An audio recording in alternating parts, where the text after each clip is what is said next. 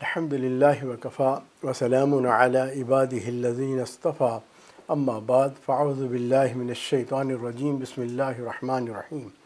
ومن آياته أن خلق لكم من أنفسكم أزواجا لتسكنوا إليها وجعل بينكم مودة ورحمة إن في ذلك لآيات لقوم يتفكرون سبحان ربك رب العزة عما يصفون وسلام على المرسلين والحمد لله رب العالمين اللهم صل على سيدنا محمد وعلى آل سيدنا محمد وبارک وسلم۔ آج اسرار رحمت کے پروگرام میں ہم نکاح کی اہمیت کے اوپر بات کریں گے۔ ایک چیز سمجھ لینی چاہیے کہ دنیا میں ہر چیز سے فائدہ لینے کا ایک طریقہ ہے۔ جیسے پانی سے فائدہ نفع حاصل ہوتا ہے، ہوا سے نفع حاصل ہوتا ہے، آگ سے نفع حاصل ہوتا ہے، زمین سے نفع حاصل ہوتا ہے، اور اسی طرح باقی تمام چیزیں جو اللہ تعالیٰ نے بنائی ہیں ان سب سے نفع حاصل کرنے کا ایک طریقہ بھی سمجھایا ہے۔ اب سوال یہ پیدا ہوتا ہے کہ اللہ تعالیٰ ہمارے خالق ہیں اور اللہ ہی نفع دینے والے ہیں، اور اللہ اگر چاہیں تو نفع کو روک لیں، تو بھائی اللہ تعالیٰ سے نفع کیسے حاصل کرنا چاہیے؟ تو اس سلسلے میں جو ہے اللہ رب العزت نے انبیاء کرام کو بھیجا تاکہ وہ لوگوں کو بتائیں کہ اللہ تعالیٰ سے کیسے فائدہ اٹھایا جا سکتا ہے۔ جب ہم انبیاء کے طرز کی زندگی گزاریں گے، کیونکہ قرآن مجید میں آپ دیکھیں کتنے انبیاء تشریف لائے، ان کے قصہ اگر آپ پڑھیں گے آپ کو ایک چیز بڑی کامن نظر آئے گی کہ ہر نبی مختلف انداز سے آزمایا گیا، تکلیف اور مشقت اور پریشانیاں اس پر آئیں، لیکن انہوں نے اللہ کے حکم کو مانا۔ جب اللہ کے حکم کو مانا تو وہ کامیاب ہو گئے، بالآخر ہر نبی کامیاب ہو گیا۔ اور اس کے مقابلے میں وہ بندہ جس نے وقت کے نبی کی بات کو نہیں مانا اور اسے اپنی من مرضی کی، وہ ناکام اور نامراد ہو گیا۔ تو لہٰذا یہ تمام قرآن مجید میں جو انبیاء کے قصص لکھے ہوئے ہیں ان کے اندر یہ بات بڑی کامن سی چیز ہے۔ تو چنانچہ اب ہمیں بھی یہ چیز سمجھنی چاہیے کہ اللہ سے فائدہ حاصل کرنے کا طریقہ اللہ تعالیٰ نے انبیاء کی زندگیوں میں سکھایا گیا، اور آخری نبی حضرت محمد صلی اللہ علیہ وسلم جن کے ہم امتی ہیں، ماننے والے ہیں، جن کے نام کا کلمہ ہم پڑھتے ہیں، انہوں نے بھی اسی طرح جو ہے اپنی زندگی کو دین کے مطابق گزارا، اور صحابہ کرام یہی بات کہتے تھے کہ ہم نے دین پر عمل کیا اور ہم عزت والے بن گئے، نفع اٹھانے والے بن گئے، ہر طرح سے کامیاب جو ہے ہم بن گئے۔ اب قرآن مجید میں اللہ تعالیٰ فرماتے ہیں وَلِلَّهِ الْعِزَّةُ وَلِرَسُولِهِ وَلِلْمُؤْمِنِينَ کہ اللہ تعالیٰ کے لیے عزت ہے، تو عزت تو اللہ کے لیے۔ اب اللہ تعالیٰ جس کو چاہتے ہیں عزت دیتے ہیں، اور اس میں سب سے پہلی عزت جو ملی وہ رسول ہی، کہ اللہ تعالیٰ کے جتنے بھی رسول دنیا میں آئے ان کو اللہ تعالیٰ نے اپنے وقت میں سب سے زیادہ عزت والا بنایا، اور ہمیشہ قیامت تک یہ انبیاء کرام عزت والے رہیں گے، کوئی ان کی عزت میں کمی بیشی نہیں کر سکتا۔ اور جو بھی مومن ایمان لے آیا اور جس نے ان رسولوں کی بات کو مانا اور اس کے اوپر عمل کیا، اللہ نے اس کو بھی اس تابعداری کی وجہ سے عزت عطا فرما دی۔ تو معلوم ہوا کہ اللہ تعالیٰ سے نفع حاصل کرنے کا ایک ہی طریقہ ہے کہ ہم اپنے نبی صلی اللہ علیہ وسلم کی سنت پر عمل کریں۔ جتنا ہم اس پر عمل کریں گے اس کے مطابق اللہ تعالیٰ ہمیں عزتیں عطا فرمائیں گے۔ اب اسی طرح قرآن مجید کو اگر مزید مطالعہ کریں گے تو معلوم ہوگا کہ وہ لوگ بڑے خوش نصیب ہیں جنہوں نے نبی کے طریقے پر زندگی گزاری، تقوی کو اختیار کیا، گناہوں کو چھوڑا، عبادت میں لگے رہے، نیک اعمال کیے، شریعت و سنت کے مطابق زندگی گزاری، تو اللہ تعالیٰ نے ان پر رحمتیں نازل فرمائیں، چاہے وہ ایک بندہ تھا، ایک گھر والے تھے، ایک قبیلہ تھا، یا کوئی پوری بستی تھی۔ جیسے کہا وَلَوْ أَنَّ أَهْلَ الْقُرَىٰ آمنوا واتقوا لفتحنا علیہم برکات من السماء والارض، زمین و آسمان سے اللہ تعالیٰ نے جو ہے ان تقوی والے جو ایمان والے لوگ تھے ان پر تقوی کی وجہ سے برکتوں کے دروازوں کو کھول دیا۔ تو یہ ایک بات سمجھ میں آ گئی کہ الحمدللہ نبی کے طریقے پہ چلنے سے جو ہے عزت بھی ملی، اور اسی طرح نبی کے طریقوں پر تقوی طہارت کے ساتھ نیک اعمال کے ساتھ شریعت کے مطابق زندگی گزاری، اللہ تعالیٰ نے برکتیں بھی عطا فرما دی۔ خوش نصیب ہیں وہ لوگ جنہوں نے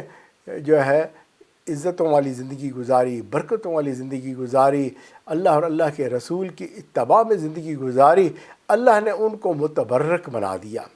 وہ عزتوں والے بن گئے۔ اب ان کی زندگی میں بھی برکت، ان کے وقت میں بھی برکت، کلام میں بھی برکت، ان کے رزق میں بھی برکت، ان کی صحت میں بھی برکت، ان کی دعاؤں میں بھی برکت، بلکہ جس طرف وہ قدم اٹھا کر جاتے ہیں برکتیں وہاں پھیل جاتی ہیں، برکتیں آ جاتی ہیں۔ سبحان اللہ۔ تو یہ ایک ایسی چیز ہے کہ جو ہمیں سمجھنے والی بات ہے۔ اب یہاں پر آج ہم بات کر رہے ہیں نکاح کی اہمیت پر، تو اس وجہ سے میں نے یہ ایک تمہید باندھی تاکہ بات سمجھ میں آ جائے، کیونکہ آج جس ملکوں میں ہم زندگی گزار رہے ہیں یہاں نکاح کی اتنی اہمیت نہیں ہے۔ میں نے بھی اپنی زندگی میں بہت سارے نوجوان ایسے دیکھے جو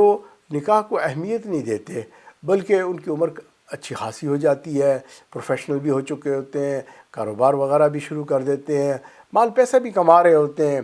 لیکن جو ہے نکاح سے اگر ان سے کہا جائے کہ بھی شادی کر لیں تو وہ اس سے انکار کر رہے ہوتے ہیں۔ حیرانی ہوتی ہے بھئی یہ تو انسان کی فطرت ہے، انسان کی ضرورت ہے۔ اب یہ کیسے ہو سکتا ہے کہ ایک بندہ جو ہے وہ کہے جی میں روٹی نہیں کھاتا ہے، جی روٹی نہیں کھاتا، کیسے ہو سکتا ہے؟ 1 دن 2 دن 3 دن، کیا وہ ایسا کر سکتا ہے؟ نہیں کر سکتا۔ بھائی آخر انسان کی فطرت ہے، اس کو بھوک لگتی ہے، ایسے جو ہے نکاح ایک ضرورت ہے، اللہ نے بندے کی فطرت میں رکھا ہے، تو لہٰذا جو ہے اس کو جو ہے نکاح کرنا چاہیے۔ اگر وہ نکاح نہیں کر رہا تو اس کا مطلب ہے وہ کوئی اور انتظام کر رہا ہے۔ تو اگر ایسا کر رہا ہے تو اب یہ برکت والی زندگی نہیں ہے، اب یہ عزت والی زندگی نہیں ہوگی، بلکہ اللہ اور اللہ کے رسول کے خلاف زندگی گزار رہا ہوگا، اور اس کی وجہ سے اس کو اب جو ہے اس دنیا میں بھی رسوائی ہوگی اور آخرت میں بھی اس کو رسوائی ہوگی۔ اللہ تعالیٰ نے جو کچھ بھی دنیا میں بنایا اس کو جوڑا جوڑے میں بنایا۔ سبحان الذی خلق الازواج کلھا، پاک ہے وہ ذات جس نے ہر چیز کا جوڑا جوڑا بنایا۔ اب دیکھیں یہ تو جو ہے اللہ نے ایک فارمولہ بتا دیا، بات بتا دی کہ اس طرح سے جوڑے میں ہے، تو بھی میاں اور بیوی کا بھی ایک جوڑا ہے، اس کو اکٹھے ہونا چاہیے، ان کا ملنا اللہ کے ہاں عبادت سمجھی جاتی ہے۔ تو لہٰذا جو ہے یہ دین اسلام ہے، یہ فطرت والا جو ہے دین ہے، اور اس کے اندر جوڑا بن کے رہنا اور اپنی زندگی کی ضروریات کو پورا کرنا، یہ اس کا طریقہ بتایا۔ تو نکاح کی یہ اہمیت ہے کہ انسان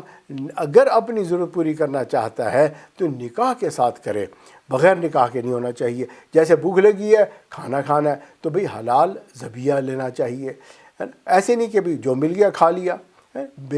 بد پرہیزی کر لی ہے جی، ایسا نہیں کرنا چاہیے۔ حلال اسی طرح کمانا ہے تو حلال طریقے سے کمائیں، کمانے کے بھی کئی طریقے ہیں، یہ نہیں کہ کوئی کاروبار شروع کر دیا، نہیں بھائی نہیں، آپ یہ دیکھیں کہ مجھے رزق جو ہے حلال طیب راستے سے آنا چاہیے، تو اس کا خیال رکھنا چاہیے۔ تو اب جو ہے ہمیں تعلیم دی گئی کہ تم جنگل اور غاروں میں جا کر نہ رہنا شروع کر دینا، بلکہ کیا کرنا، فَانْكِحُوا مَا طَابَ لَكُم مِّنَ النِّسَاءِ مَثْنَىٰ وَثُلَاثَ وَرُبَاعَ۔ اچھا، اب اس میں کہا جا رہا ہے کہ پس تم نکاح کرو ان عورتوں کے ساتھ جو تمہیں پسند ہو۔ دیکھیں کتنی پیاری بات ہے جی، اللہ تعالیٰ نے جو ہے یہاں پر بھی ہماری پسند کا خیال رکھا کہ آپ بے شک پسند کریں اور اپنی پسند کا نکاح کر لیں، 2 ہوں 3 ہوں 4 تک کی حد بتا دی گئی کہ اگر آپ 2 نکاح کرنا چاہتے ہیں، 3 کرنا چاہتے ہیں، 4 کرنا چاہتے ہیں، آپ کر سکتے ہیں، 4 کی حد ہے، اس سے اوپر نہیں جا سکتے، ایک وقت میں 4 سے زیادہ نکاح میں نہیں رہ سکتا۔ ہاں آگے یہ بھی کہہ دیا فَإِنْ خِفْتُمْ أَلَّا تَعْدِلُوا فَوَاحِدَةً، کہ جو ہے پس اگر تمہیں یہ ڈر ہو کہ تم ان میں عدل نہیں کر سکو گے تو پھر تم صرف ایک سے نکاح کرو۔ اچھا، اب یہاں پر آپ کہیں گے کہ بھئی یہ تو 2 3 4 مولانا صاحب تو بہت ترغیب دے رہے ہیں لوگوں کو، حالانکہ قرآن مجید یہاں ترغیب کیا دے رہا ہے کہ تم اعتدال نہیں کر سکو گے، چانس بتایا جا رہا ہے نا، کسی کی مجبوری ہے، کسی کے حالات ہیں، وہ ایک اور چیز ہے، لیکن جو ہے ایک کے ساتھ نکاح رکھنا، اس کے بارے میں جو ہے پسندیدگی کا اظہار کیا جا رہا ہے۔ اچھا، اب آپ یہ دیکھیں کہ دنیا کے جتنے بھی مذاہب ہیں، اگر آپ ان کو اٹھا کے دیکھیں گے، آپ کو یہ گائیڈ لائنز نہیں ملیں گی کہ ایک سے نکاح کرو، ہے جی۔ آپ باقی مذہب بھی ہیں، ان کو بے شک آپ اپنے طور پہ اسٹڈی کریں تو آپ کو پتہ چل جائے گا کہ اسلام ایک وہ دین ہے جو نکاح کے اندر پابندی لگا رہا ہے، 2 3 4، لیکن ایک کی ترغیب دے رہا ہے کہ ایک ہی نکاح آپ کریں۔ تو الحمدللہ یہ بات تو بہت پیاری ہے۔ اب ہمیں یہ بات بھی سمجھ آ گئی، دل کو تسلی بھی ہو گئی، اللہ بھی چاہتے ہیں ہم ایک بیوی کے ساتھ رہیں اور اپنی زندگی خوشی خوشی سے گزاریں۔ اچھا، اب یہاں بعض لوگ پھر بھی اعتراض کر سکتے ہیں، تو بھئی بات ایک کلیئر سی ہے کہ اللہ تعالیٰ کے جو حکم ہیں ان پر ہم کوئی بات نہیں کر سکتے، کوئی سوال نہیں اٹھایا جا سکتا، کوئی پوچھا نہیں جا سکتا کہ کیوں ایسا ہے، کیونکہ اللہ تعالیٰ بادشاہوں کے بھی بادشاہ ہیں، اللہ تعالیٰ سے کون پوچھ سکتا ہے؟ لیکن اللہ تعالیٰ اگر چاہیں تو مخلوق میں سے جس کو چاہے اس کا حساب لے لیں، اس کو روک لیں اور اس سے پوچھ گچھ کریں، اور جتنا چاہے پوچھیں وہ پوچھ سکتے ہیں کیونکہ وہ مالک ہیں، ہے جی۔ اور پھر چاہیں تو سزا بھی دیں اور چاہے تو معاف بھی کر دیں، تو دونوں صورتیں ہو گئیں۔ تو اللہ تعالیٰ کے معاملے میں اگر کوئی بات ہو تو بھئی آپ اس پہ انگلی نہیں اٹھا سکتے، لیکن جو ہے اللہ تعالیٰ آپ سے ہر بات پوچھ سکتے ہیں۔ اب آپ یہ دیکھیں کہ اللہ تعالیٰ تو خالق ہے، وہ تو بادشاہوں کا بادشاہ ہے۔ اگر کسی ملک کے اندر کوئی قانون ایسا پاس ہو جاتا ہے اور جو ہے چند لوگوں نے بیٹھ کے اس کو جو ہے قانون پاس کر دیا، کیا اس کے اوپر ہم انگلی اٹھا سکتے ہیں؟ کیا اس قانون کے اوپر ہم بات کر سکتے ہیں؟ یا اس کے اوپر یہ کہیں گے کہ بھئی ملک کا قانون بن گیا ہے، اب ہم کیا کریں؟ ہر کوئی کہے گا بھئی اب تو یہ قانون پاس ہو چکا ہے، لہٰذا خاموشی اختیار کی جائے، اب ہر بندی کی اپنی مرضی ہے۔ اللہ تعالیٰ نے قانون پاس کر دیا کہ ایک سے شادی کرو، بہتر ہے 2 3 4 تک کر سکتے ہیں، کوئی اس میں آپ کو جو ہے گناہ نہیں ہوگا، اللہ تعالیٰ کی طرف سے سزا نہیں ہوگی۔ تو اب یہ بات ہمارے کلیئر سمجھ میں آ گئی، کیونکہ بہت سارے لوگ جو ہے نا اس بات سے بڑے شرماتے ہیں کہ اسلام میں 4 شادیوں کی اجازت دی ہوئی ہے۔ تو بھئی 4 شادیوں کی اجازت دی ہوئی ہے، حکم نہیں دیا ہوا، تو اس لیے جو ہے یہ نہیں ہے کہ ہم نے ضرور یہ کام کرنا ہے، ہم اس کے حق میں نہیں ہیں، کیونکہ آج کل تو جو ہے انسان اپنے ماں باپ کے ساتھ بھی انصاف نہیں کرتا، ان کا ادب نہیں کرتا، تو کہاں 4 بیویوں کے درمیان میں وہ انصاف کر پائے گا، عدل کر پائے گا؟ وہ ضرور کوئی نہ کوئی خرابی کرے گا۔ تو اس کو چاہیے کہ ایک ہی شادی پر اللہ تعالیٰ سے راضی اور خوش ہو، اور ان کو بھی خوش رکھے، خود بھی خوشی خوشی زندگی گزارے۔ اب جو ہے شریعت نے مرد کو کہا کہ وہ عورت کا خیال رکھے، اور عورت سے کہا کہ تم مرد کے حقوق کا خیال رکھو، وَلَهُنَّ مِثْلُ الَّذِي عَلَيْهِنَّ بِالْمَعْرُوفِ۔ عورتوں کا حق مردوں پر ویسے ہی ہے جیسے دستور کے مطابق مردوں کا حق عورتوں پر ہے، کیونکہ اکثر ہماری بہنیں اس بات پر بھی بڑی شکوہ کرتی رہتی ہیں کہ جی مردوں کا جو ہے وہ حق ہے، عورتیں تو بس بیچاری اسلام کے اندر پستی ہی رہتی ہیں، حالانکہ ایسا نہیں ہے۔ اللہ تعالیٰ نے عورت اور مرد کو دونوں کو مسلمان بنایا، دونوں کے لیے جنت بنائی، دونوں کے لیے اللہ تعالیٰ نے اپنی محبت کا راستہ کھولا، اللہ تعالیٰ نے نبی کو بھیجا، دونوں کے لیے بھیجا، رہنمائی عطا فرمائی، تو برابر برابر چیز ہے۔ جب جنت میں بھی جا کے اکٹھے رہنا ہے تو بھئی کہاں اوپر نیچے والی بات ہے۔ ہاں یہ ہے کہ جب مل جل کے رہتے ہیں، کوئی کام کوئی کر لیتا ہے اور کوئی کام دوسرا کر لیتا ہے، مل جل کے ہوتا ہے۔ اب جیسے عورت جو ہے وہ بچے کو جنتی ہے اور مرد جو ہے وہ نان نفقے کا انتظام کرتا ہے اور اس کی فکر لگاتا ہے، گھر میں بھی آتا ہے، گھر کا رستی اور گھر کے کاموں میں بھی لگتا ہے، اپنی بیوی کے لیے سہولت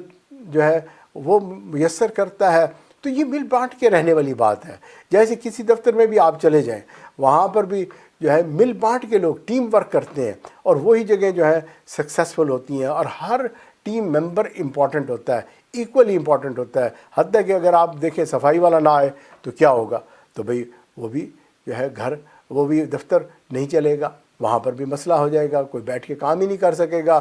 تو معلوم ہوا کہ بھئی عورت اور مرد جو ہے وہ بالکل برابر ہیں، اسلام کے اندر بھی برابر ہیں، دونوں کے حقوق ہے۔ رسپانسبلٹیز میں فرق ہے تو وہ تو ہر جگہ ہے، یہاں پر بھی فرق ہے کہ بھئی اللہ تعالیٰ نے بنائے اسی طرح ہے۔ تو اب اس صورت میں شکایت کرنے کی کیا ضرورت ہے؟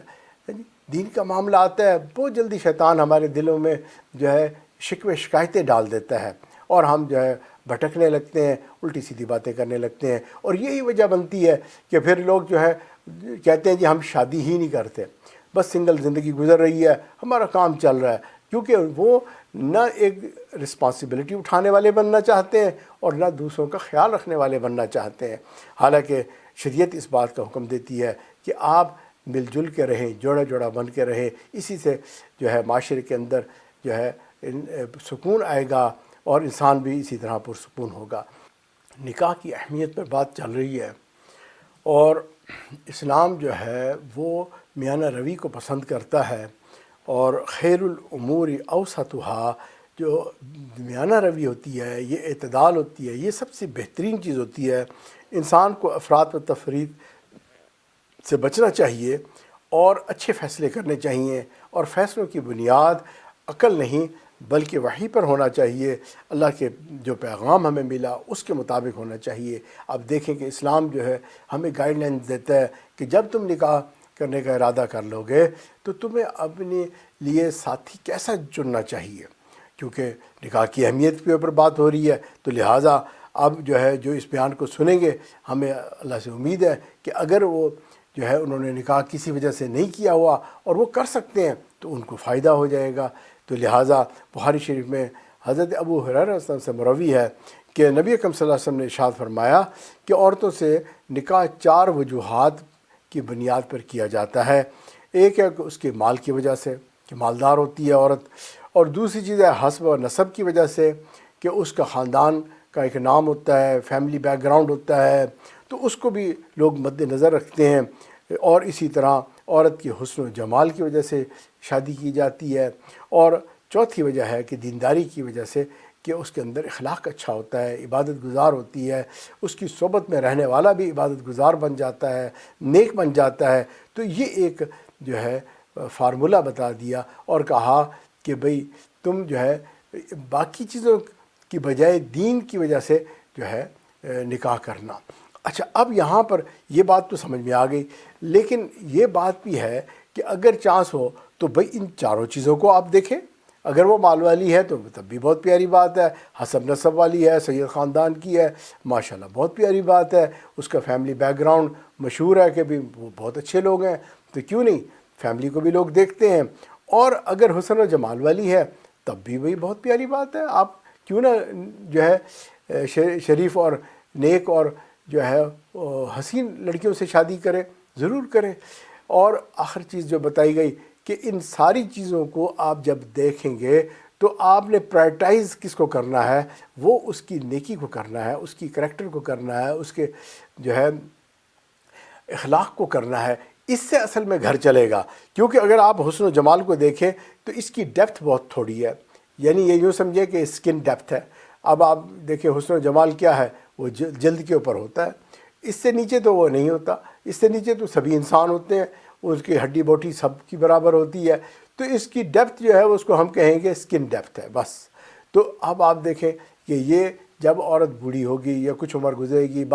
کچھ بچے ہو گئے اس کے، اب اس کے بعد اکثر جو ہے یہ ڈسفگر ہو جاتا ہے بندہ، نیچرل سی چیز ہے، عمر کے ساتھ جو ہے وہ حسن و جمال باقی نہیں بچتا، تو اس کا ڈیوریشن بھی کم اور اس کی ڈیپتھ بھی کم۔ تو لہٰذا نوجوان جو ہے وہ عام طور پر جس چیز کو پرائرٹائز کرتے ہیں سب سے پہلے وہ کہتے ہیں حسن و جمال۔ اچھا، کہیں جائیں گے کوئی حسین لڑکی دیکھیں گے، بس اس کو دیکھتے ہی کہیں گے ہمیں اس سے پیار ہو گیا۔ بھئی آپ کو اس سے پیار نہیں ہو گیا، بلکہ آپ اس کی وجہ سے شہوت کے شکار ہو گئے ہیں، ہے نا، ہر جگہ دل دے بیٹھتے ہیں، تو یہ تو بس دل پھینک عاشق ہیں، جہاں جائیں گے وہیں دل پھینک دیں گے اپنا، اسی کے قدموں میں پڑ جائیں گے۔ تو یہ حسن کے پجاری ہیں، حقیقت میں ان کو چاہیے تھا کہ وہ اس کو دیکھتے، بھالتے، سمجھتے کہ یہ جو ہے اس کی دینداری پرہیزگاری کیا ہے۔ اور اسی طرح جب بھی دیکھیں گے کوئی مال والا ہے جی، تو پھر بھی اس کے پیچھے بھاگ پڑیں گے، اوہ فلاں گھرانے سے، فلاں پیسے والوں سے ہمارا رشتہ ہو جائے گا تو پتہ نہیں کیا فائدہ ہو جائے گا، ہیں۔ تو اس طریقے سے یہ مسٹیکس نہیں کرنی، بلکہ نبی صلی اللہ علیہ وسلم نے فرمایا کہ تم جو ہے دیندار رشتوں کو ڈھونڈو اور ان کے ساتھ اپنے تعلق کو رکھو، تو اس سے جو ہے تمہیں خوشیاں اور محبتیں ملیں گی۔ اب اگلی چیز ہے کہ اگر ہم ترمذی شریف کی روایت ہے کہ 4 چیزیں سنن المرسلین ہیں، یعنی تمام انبیاء کی وہ سنن ہے جی، اور ان میں سے وہ 4 چیزیں جو ہے وہ کیا ہیں؟ ان میں سے پہلی چیز ہے شرم و حیا، کہ دنیا میں جتنے بھی انبیاء گزرے وہ سب کے سب باحیا تھے، ہے جی۔ آج کل شائنس از اے سکنس کہا جاتا ہے نا، وہ چاہتے ہیں کہ لڑکی ہو آئے اور ہم سے کھل کھل کے باتیں کرے، بلکہ شادی سے پہلے ہی اس کا انٹرویو اس انداز سے لیا جاتا ہے کہ وہ جو ہے یہ پروف کر دے کہ واقعی وہ آپ سے بڑی محبت کرتی ہے جی۔ آپ بتاؤ کہ آج کل رشتے دیکھنے والے رشتے کتنے دیکھتے ہیں، اور اب تو جو ہے اپلیکیشنز بنی ہوئی ہیں، ویب سائٹس بنی ہوئی ہیں، واٹس اپ گروپ ہیں، اب اس میں آپ بتاؤ ایک لڑکی اور لڑکا ایک وقت میں 2-3 دن کے ساتھ بات چیت کر رہے ہوتے ہیں جی۔ اب 2-3 کے ساتھ محبت کیسے ہو سکتی ہے؟ پاسبل ہی نہیں ہے جی، کہ آپ اور لیکن ایکٹنگ کریں گے وہ، کیونکہ جب آپ اتنے انٹرویو کریں گے تو بالآخر کیا ہوگا کہ آپ بھی یوز ٹو ہو جائیں گے۔ اب آپ کو پتہ ہے کہ بھئی ایسے باتیں کرنی ہیں۔ ایک نوجوان لڑکا بہت ہی ہینڈسم، اس کی والدہ نے مجھے کہا اس کو کنونس کریں کہ یہ شادی کر لے، تو اس نے میرے پاس اس کو بھیجا۔ میں نے اس سے پوچھا کہ بھئی آپ کی شادی میں کیا رکاوٹ بنی ہوئی ہے؟ آپ کی تعلیم پوری ہو گئی؟ کہنے لگے جی میں نے تو فلاں ڈگری حاصل کی ہوئی ہے۔ اچھا بھئی پیسے ویسے کوئی جاب ملی ہوئی ہے؟ جی میرے پاس تو بہت اچھی جاب ہے، ویل آف ہوں میں تو۔ اچھا تو آپ کا مسئلہ کیا ہے؟ پھر آپ شادی کیوں نہیں کرتے؟ کہنے لگے، اس نے مجھے بہت عجیب بات کہی، کہنے لگا کہ جی میں نے شادی تو میں کرنا چاہتا ہوں، لیکن پرابلم یہ ہوا ہے کہ میں نے اتنے لڑکیوں کا انٹرویو کیا، ان سے باتیں کی ہیں کہ اب میں اس لیول پہ پہنچ گیا ہوں کہ میں نے ہر قسم کی لڑکی سے بات کر چکا ہوں، اور میں بالکل کنفیوز ہو چکا ہوں کہ میرے لیے میچ ہی کون سا ہے،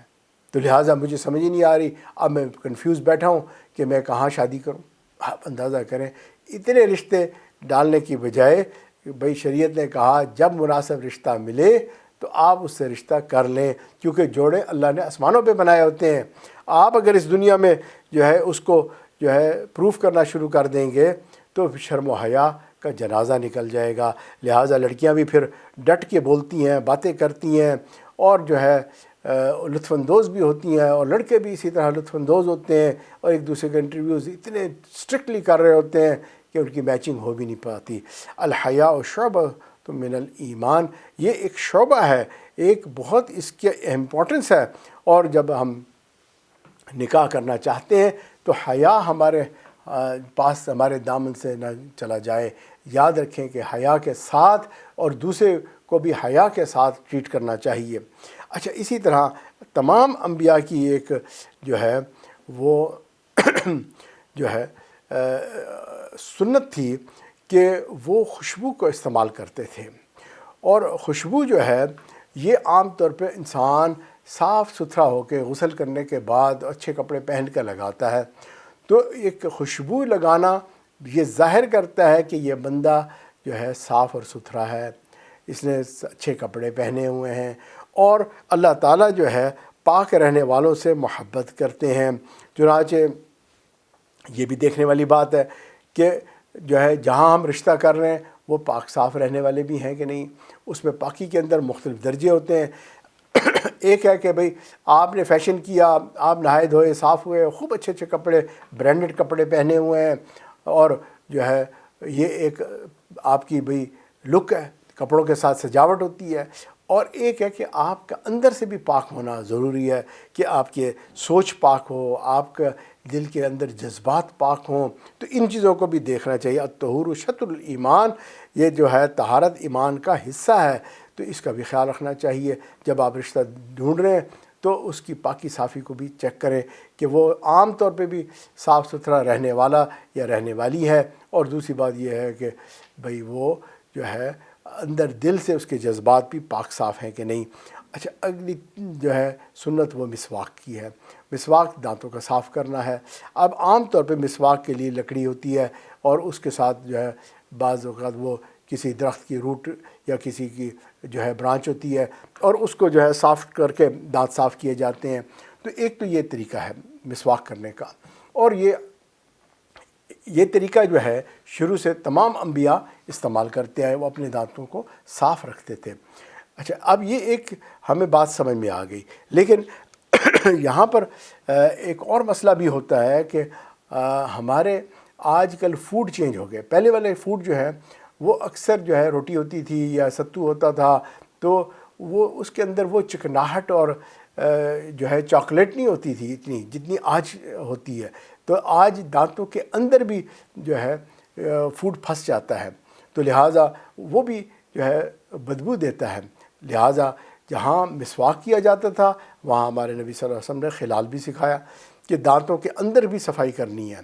اور آج کے ڈاکٹرز بھی یہ بات کہتے ہیں۔ اچھا، جو بندہ خلال بھی کرتا ہے، مسواک بھی کرتا ہے، پھر بھی بعض اوقات اس کے منہ سے جو ہے اسمیل آتی ہے، تو اس کے لیے بھی ضروری ہے کہ بھئی جو ٹوتھ پیسٹ اور برش وغیرہ حلال ہیں اور وہ صحیح ہیں، ان کا بھی استعمال کیا جائے، کیونکہ اب جب آپ کا فوڈ چینج ہو گیا، آج کے دور کے مطابق فوڈ ہو گیا، تو لہٰذا ایڈیشنل کلیننگ جو ہے وہ ضرورت ہوگی۔ تو لہٰذا ہمارے نبی صلی اللہ علیہ وسلم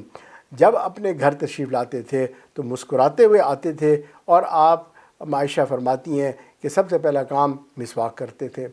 تو سبحان اللہ، گھر والوں کا کتنا خیال رکھا جائے گا۔ جو بندہ اپنا منہ صاف رکھے گا، فرشتہ نماز کی تلاوت سنتا ہے اور اس بندے کے ہونٹوں کو بوسہ دیتا ہے، اتنا اس کو پیار آتا ہے اس قاری کے اوپر،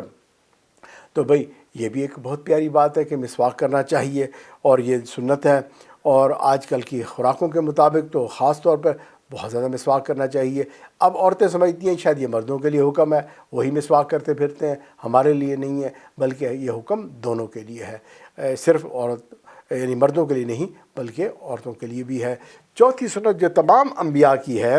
وہ ہے نکاح کرنا۔ وَلَقَدْ أَرْسَلْنَا رُسُلًا مِّن قَبْلِكَ وَجَعَلْنَا لَهُمْ أَزْوَاجًا وَذُرِّيَّةً۔ تو اے میرے محبوب صلی اللہ علیہ وسلم، اللہ تعالیٰ نے قرآن مجید میں ان کو خطاب کیا، ہم نے آپ سے پہلے کتنے ہی انبیاء کو بھیجا اور ہم نے ان کے لیے بیویاں اور اولادیں بنائیں۔ سبحان اللہ، سب سے پہلے نبی تو آدم علیہ السلام تھے، اور جو بھی دنیا میں پیدا ہوا وہ نبی کا بیٹا ہے جی، تو وہیں سے وہ چلا۔ پھر اسی طرح اگر آپ یہ دیکھیں کہ حضرت نوح علیہ السلام کے زمانے میں بھی جو ہے تمام انسان ختم ہو گئے تھے، سوائے وہ لوگ جو ہے بوٹ میں بیٹھے ہوئے تھے، اور پھر اللہ کی شان حضرت نوح علیہ السلام کے جو بیٹے تھے ان سے پھر دوبارہ قومیں بنی اور دنیا میں وہ پھیلیں، اور جو ہے ان سے انسان بنے، وہ آدم ثانی کہلائے جاتے ہیں۔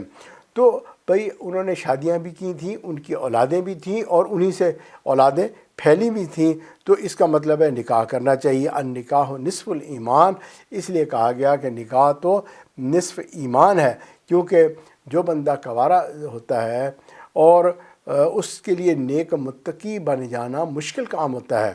لہٰذا اگر وہ نکاح کرے گا اور گھریلو زندگی گزارے گا تو اس کا ایمان جو ہے مکمل ہوگا۔ اور دوسری بات ہے کہ بھی بہت سارے جو شریعت کے قوانین ہیں وہ نکاح سے متعلق ہیں۔ مثلا نکاح خود ایک قانون ہے کہ کیسے نکاح پڑھنا چاہیے، اس کی ایک ترتیب ہے۔ پھر اس کی اولاد جو ہے اس کے معاملے میں احکامات ہیں کہ بھئی میاں بیوی تو ہیں لیکن اولاد بھی حلال ہونی چاہیے۔ پھر بچوں کی پوری تربیت کا ایک نظام ہے۔ پھر ماں باپ کا ادب آ گیا، بہن بھائیوں کے ساتھ صلہ رحمی آ گئی، اور اسی طرح باقی عزیز رشتہ دار، اور یہ گھر جو ہے اسی سے اس کا نیبرہڈ بنتا ہے، اس کے اڑوس پڑوس کے حقوق آ جاتے ہیں۔ تو آپ ان ساری چیزوں کو اگر دیکھتے چلے جائیں گے، حتیٰ کہ وراثت کا پورا قانون جو ہے پھر وہ آ جاتا ہے، بیٹی کو کتنا ملے گا، بیٹے کو کتنا ملے گا، بیوی کا کیا حصہ ہوگا، اور یہ کیسے تقسیم ہوگی، یہ سب کا سب نکاح سے متعلق ہے۔ چنانچہ اگر نکاح کرے گا تو یہ ساری چیزوں کا جو ہے اس کو جو ہے عمل کرنے کا موقع ملے گا، ورنہ تو عمل ہی نہیں کر سکے گا، شریعت کے کتنے بڑے حصے کا وہ عمل نہ کرنے والا بن جائے گا۔ تو لہٰذا اگر یہ کہا جائے کہ نکاح نصف ایمان ہے تو ماشاءاللہ سمجھ میں آتا ہے۔ اور دوسری بات یہ ہے کہ اس سے جو نکاح کے بعد شادی شدہ زندگی گزارتے ہوئے جو بندہ عبادت کرتا ہے، نماز پڑھتا ہے، صدقہ خیرات کرتا ہے، اللہ اس کا اجر بڑھا دیتے ہیں۔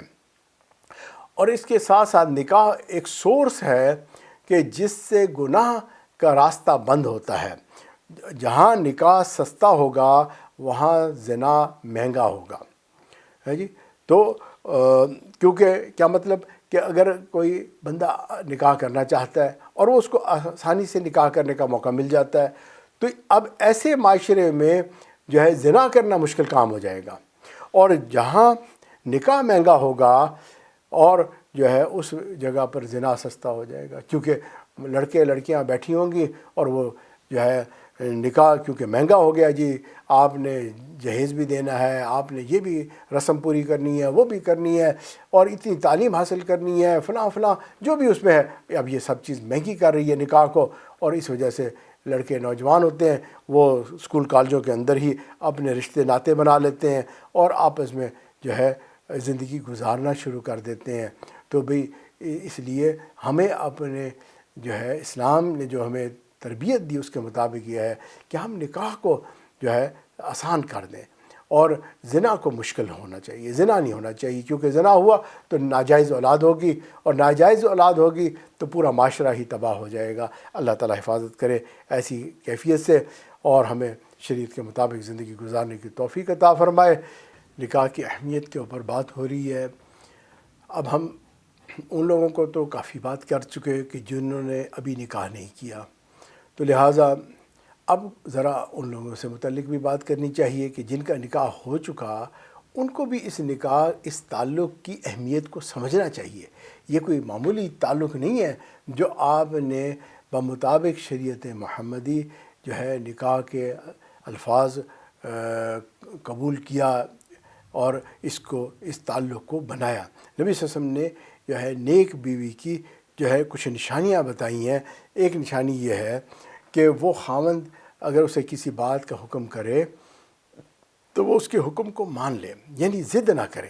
آج یہ بہت کامن سی بات ہو گئی ہے، بلکہ جیسے کہتے ہیں نکاح سے پہلے ہی دماغ اس کا بنا ہوتا ہے کہ میں نے اپنی بات منوانی ہے، اس کی تربیت کرنی ہے، اس کو اس طرح سے چلانا ہے، تو وہ ضدی نیچر شروع سے بن جاتی ہے۔ تو نوجوان بچوں کو لڑکے لڑکی دونوں کے لیے یہ نصیحت ہے کہ ضدی نہ بنیں، اپنی بات کو مرضی کرنا۔ آپ اپنی بات تو منوا لیں گے، آپ کو اس کا ثواب نہیں ملے گا۔ آپ اگر دوسرے کی بات کو مان لیں گے تو اس ماننے کی وجہ سے آپ کو ثواب ملے گا، آپ نے دوسرے کا دل خوش کیا، آپ کو ثواب ملے گا، اللہ اس کے بدلے آپ کو کہیں اور سے انعام عطا فرما دیں گے۔ ہاں، بات وہ ماننی ہے جو شریعت کے مطابق ہو۔ اگر شریعت کے خلاف کوئی بات کہہ رہا ہے جی، تو پھر وہ بات بے شک نہ مانیں، اس پہ آپ ڈٹ جائیں، بے شک کوئی پرابلم نہیں ہے۔ وہ تو بھئی اللہ کا حکم توڑنا یہ تو کہیں نہیں لکھا ہوا، تو لہٰذا اس بات کا خیال رکھنا ہے کہ خاوند کی بات کو مان لیں گے، خاوند بیوی کی بات کو مان لے گا۔ دوسری بات یہ کہ خاوند اس کی طرف دیکھے تو اس کا دل خوش ہو جائے۔ اب اس کا مطلب کیا ہے کہ اس کا دل خوش ہو جائے؟ پہلی بات تو یہ ہے کہ آپ اگر اچھے لباس پہنیں گے، اچھا تیار ہوں گے اور صاف ستھرے رہیں گے تو صاف ظاہر ہے دیکھنے والے کا دل خوش ہوگا، ہے جی۔ صاف ستھرے بندے کو دیکھ کر خوشی ہوتی ہے جی، اور چہرے پہ مسکراہٹ بھی آتی ہے، تو اس سے جو ہے خود بخود جی خوش ہوتا ہے۔ اور اگر کوئی آپ کو دیکھ رہا ہے، آپ کو بھی چاہیے کہ آپ اس کی طرف بھی مسکرا کے دیکھ لیں، ہے نا۔ تو میاں بیوی کو ایک دوسرے کو مسکرا کے دیکھنا، ایک دوسرے کو جو ہے اس انداز سے پیش آنا کہ جس سے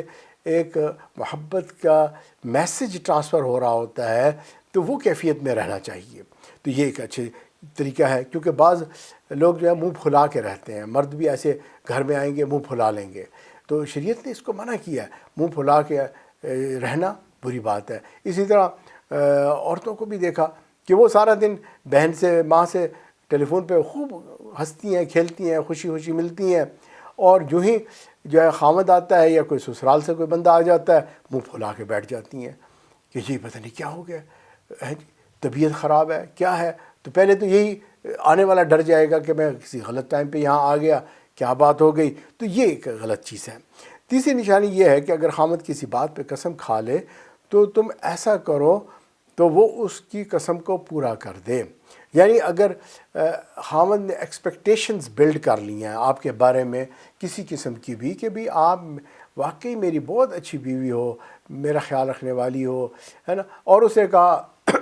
کہ بھئی آپ آج فلاں کھانا پکا دیں، تو بیوی کو کیا چاہیے؟ پکا دے، ہے نا۔ نہیں جی آج تو میں نہیں پکا سکتی، کل پکاؤں گی، پرسوں پکاؤں گی، پھر اس طرح کرتے کرتے ہفتہ گزرا، سال گزرا، مہینہ گزرا، پتہ نہیں کتنا وقت گزر گیا، خاوند بھی بھول گیا، لیکن اس کے دل میں رہا میں نے اس کو کچھ ایکسپیکٹیشنز کی تھیں، اس نے جو ہے دیکھو اس کو پورا ہی نہیں کیا، اس کے دل میں کہاں میرے لیے محبت ہے۔ تو اب شیطان کو موقع مل جائے گا اور وہ نفرت ڈالنی شروع کر دے گا۔ چوتھی نشانی یہ ہے کہ جب خاوند گھر میں نہ ہو تو اس کے مال اور آبرو کی حفاظت کرے۔ یہ بھی ایک بڑی اہم بات ہے، کیونکہ الحمدللہ ہمارے بچیاں جو ہیں وہ اپنی آبرو، اپنی عزت کا تو خیال رکھتی ہیں، اسلامی معاشرہ ہے، لیکن خاوند کے مال کا خیال نہیں رکھتی۔ وہ اس کے مال کو غیر کا مال سمجھ کے اڑاتی ہیں۔ وہ کہتی ہیں کہ جتنا خرچ کریں گے تو اتنا زیادہ اس کو میری قدر ہوگی۔ تو یہ بڑی مس انڈرسٹینڈنگ ہے۔ بھئی یہ مال بھی آپ کا ہے، آپ اس کو خرچ کریں، وائزلی خرچ کریں اور اس کی ایک ترتیب بنائیں۔ یہ نہ ہو کہ خاوند جو ہے ایک جاب کے بجائے 2 جابیں اس کو کرنی پڑیں اور آپ کے لیے اس کے پاس ٹائم ہی نہ بچے، تو اب یہ جو ہے مسئلہ ہو جائے گا۔ تو لہٰذا جب مسائل پیدا ہوتے ہیں تو اب جھگڑے پیدا ہونا شروع ہو جاتے ہیں اور نکاح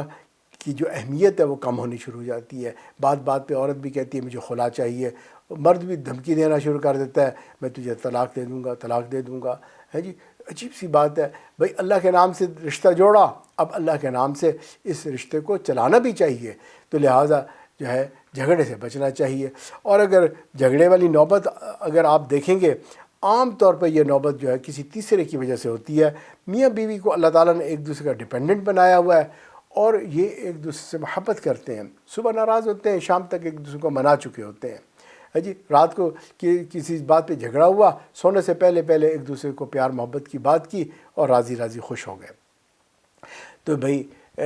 لیکن جو تیسرا جب بیچ میں آتا ہے تو وہ پھر جو ہے اس ساری چیز کو ہوا دیتا ہے اور جو ہے رنجش کو بڑھاتے بڑھاتے ان کی جدائی کا جو ہے وہ ذریعہ بن جاتا ہے۔ تو شریعت نے کہا کہ تم آپس میں محبت پیار کے ساتھ رہو۔ تو میاں بیوی کے درمیان رنجش ہو تو اب اس میں ایک طریقہ کیا ہونا چاہیے تیسرے کا کہ وہ ان کو صلح کروائے اس کی، نہ کہ وہ رنجش کو بڑھا دے۔ جیسے اس کو پتہ چلا اوہ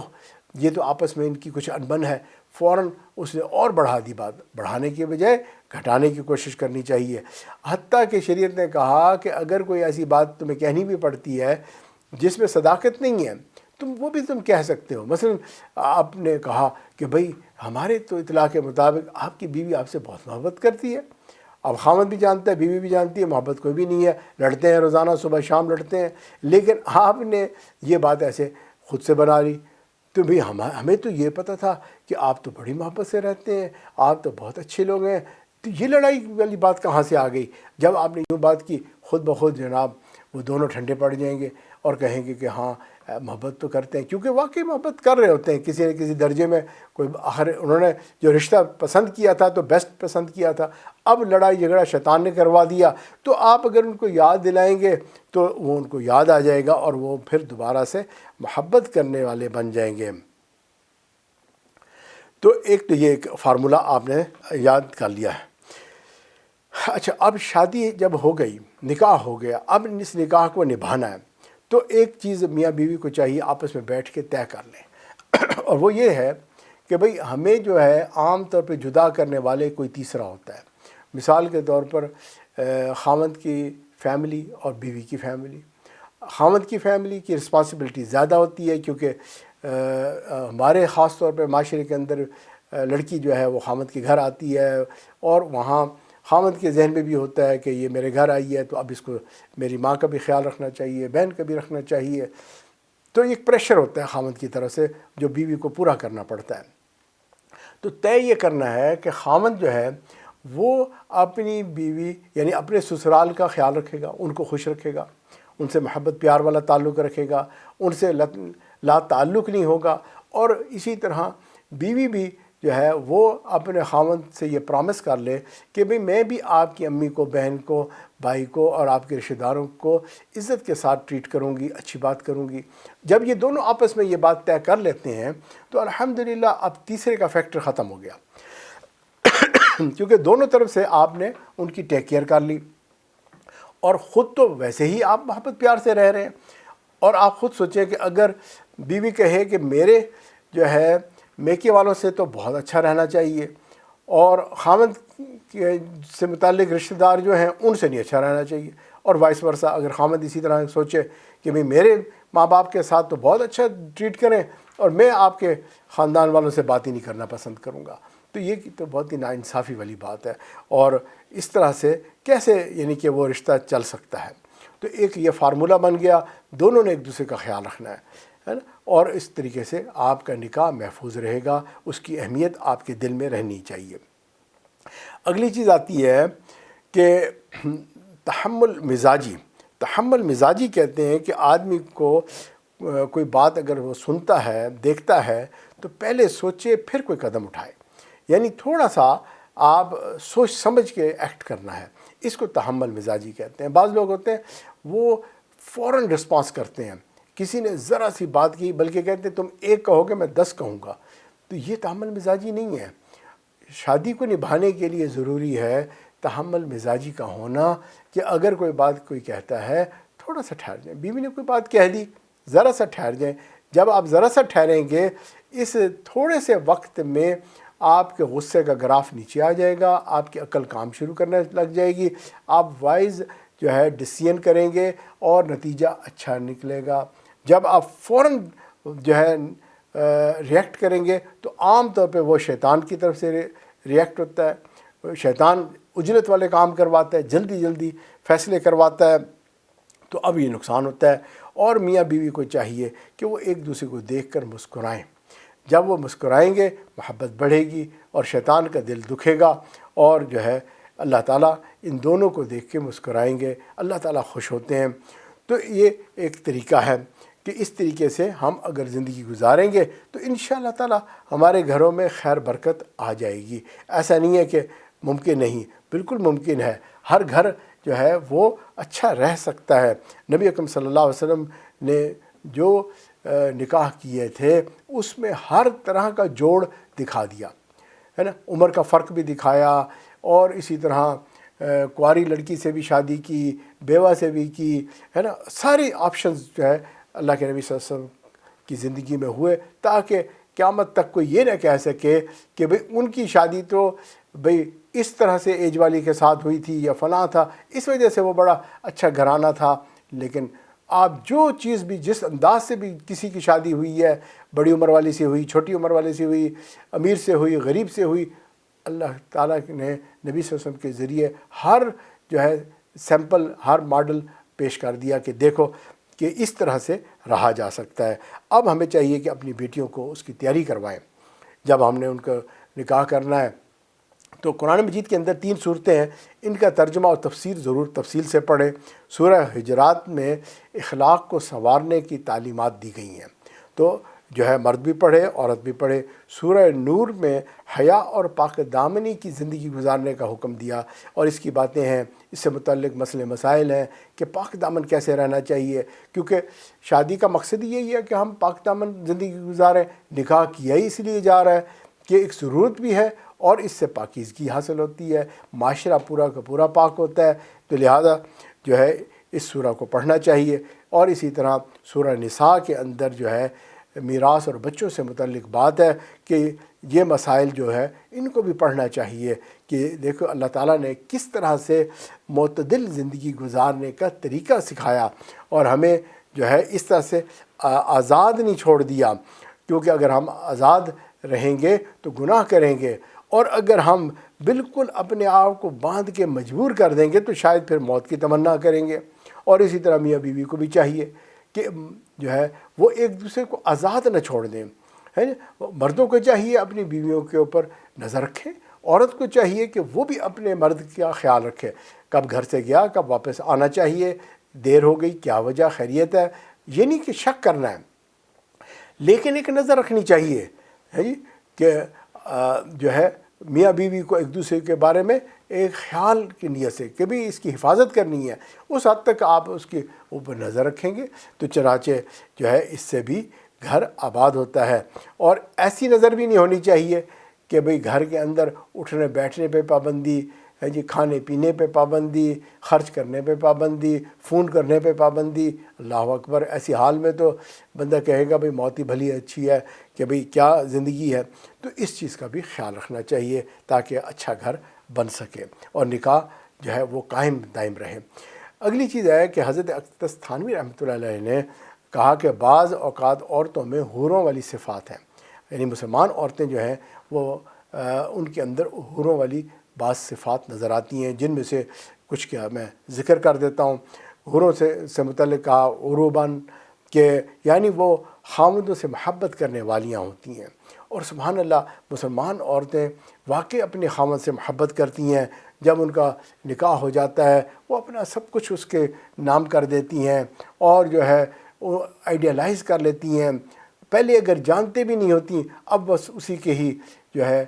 تصور، اسی کے خیال اپنے خاوند کے بارے میں سوچتی ہیں۔ ہم مرد جو ہے اس معاملے میں غلطی کرتے ہیں، وہ شادی بھی کر لیتے ہیں، نکاح بھی ہو گیا، سب کچھ ہو گیا، ابھی بھی سڑک پہ چلتے ہوئے ان کی نگاہیں بھٹکتی رہتی ہیں۔ تو مردوں کو چاہیے کہ وہ بھی اس بات کا خیال رکھیں۔ اور دوسری صفت جو ہے قاصرات الطرف کہا کہ یعنی وہ غیروں سے اپنی نگاہیں ہٹانے والیاں ہوتی ہیں۔ جیسے کہ ابھی میں کہہ رہا تھا مرد جو ہے وہ ادھر ادھر دیکھتا ہے، عورتیں جو ہے ہماری جب شادی ہو جاتی ہے وہ خاوندوں سے محبت بھی کرتی ہیں اور خاوند پہ ہی نگاہ رکھتی ہیں، اسی کو دیکھتی ہیں، چاہے اس سے ہینڈسم بندہ بھی آ جائے، کچھ بھی ہو جائے، مالدار بھی آ جائے، وہ اپنے خاوند کی بس گیت گاتی ہیں، اسی کے ساتھ زندگی گزارتی ہیں۔ مرد ایسا نہیں کر رہے ہوتے۔ یہ دونوں صفتیں حوروں کی صفتیں ہیں جو ہمارے مسلمان عورتوں میں پائی جاتی ہیں، اور جو ہے دوسری عورتوں میں یہ صفتیں نہیں پائی جاتی، صفات یہ نہیں ہوتی۔ اللہ تعالیٰ محفوظ کرے۔ اور ایک چیز ہے کہ بھئی منفی سوچ سے بچیں، مثبت سوچ رکھیں۔ جب جو ہے مثبت سوچ ہوتی ہے تو پھر گھر میں خوشیاں ہوتی ہیں، اور ایک دوسرے کو پیار سے پکارنا چاہیے، بلکہ پیار بھرے نام بھی رکھنے چاہیے۔ ٹوکن آف دا لو ہوتا ہے یہ۔ بعض اوقات میاں بیوی ایک دوسرے کو پیارے پیارے نام رکھ لیتے ہیں اور اس نام سے ان کو پکارتے ہیں۔ بعض لوگ جیسے انگلش میں ڈارلنگ کہتے ہیں۔ تو اس سے ہر معاشرے کے اندر بہرحال اپنے اپنے نام ہوتے ہیں۔ نبی صلی اللہ علیہ وسلم اپنی بیوی حضرت عائشہ صدیقہ رضی اللہ تعالیٰ عنہ کو حمیرہ کے نام سے پکارا کرتے تھے، پیار والا نام تھا۔ ہم بھی ایسے کر سکتے ہیں، یہ بھی سنت ہے۔ اور اگر کوئی غلط فہمی ہو جائے تو جلدی جلدی جو ہے اس کو دور کرنے کی کوشش کریں اور پھر دوبارہ محبت کے ساتھ رہنا شروع کر دیں۔ اس مختصر وقت میں چند جو ہے ہدایات ہی کی جا سکتی ہیں۔ بہرحال آپ سب سمجھدار لوگ ہیں، میں امید کرتا ہوں کہ ہم اپنے اس نکاح کی اہمیت کو سمجھیں گے۔ جن کا نکاح نہیں ہوا ان کو چاہیے کہ نکاح کریں، جن کا نکاح ہو گیا ان کو اس نکاح کی اہمیت کو سمجھتے ہوئے اس کی حفاظت کرنی چاہیے۔ اللہ تعالیٰ عمل کی توفیق عطا فرمائے۔ وآخر دعوانا ان الحمد للہ رب العالمین۔